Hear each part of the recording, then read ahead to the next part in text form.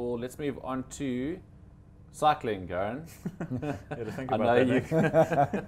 you. I know you've been following the Tour de France very closely. Yeah, the South African Quebecer team lying second overall, I believe.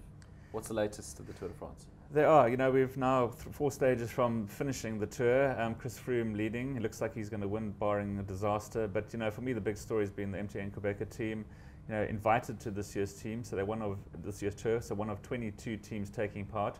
They're currently lying second, which I think is phenomenal. If you consider like the top teams that have been there, done that for so many years, year after year at the Tour de France, Giro, Tour de España. They know what it's like to take part in these grand tours. MTN Quebecer very much, work in progress, learning, having to sign up riders at the last minute. They've got 3 South Africans taking part. They've had a stage win on Mandela's birthday. Stephen Cummings, the British rider, he won that day.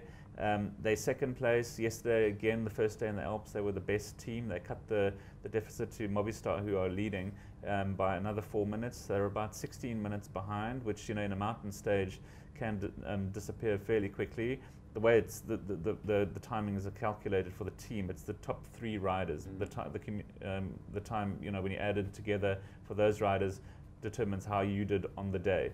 So Movistar, we've got Nairo Quintana, Alejandro Valverde, top 2 and 3 in the overall standings. So you're up against some really formidable riders.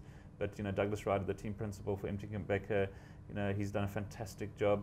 Recruited wisely, got some mountain climbers, you've got some sprinters in there, and they've got a really, really good mix. And every single day they've got a rider in the breakaway. They're very much an African team, 2 Eritrean riders, the first time anyone from Eritrea has ever ridden the Tour.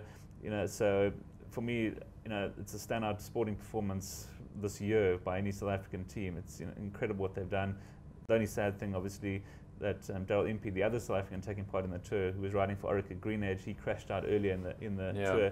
So he was, on paper, South Africa's most well-known, famous cyclist, but he's no longer. But should be a fantastic next couple of days. Up Alpe d'Huez on Saturday, the famed climb in the Alps, and then down into the Champs-Élysées on Sunday to crown the winner, which looks like, as I said, likely to be Chris Froome. Who's got African connections too. As I said, you're correct, born in Kenya, schooled at St. John's in Joburg, so he's a nice little African flavour there as well. But it's been a fantastic tour, as it always is. 3 of my favourite sporting weeks of the year. Looking forward to the next couple of days.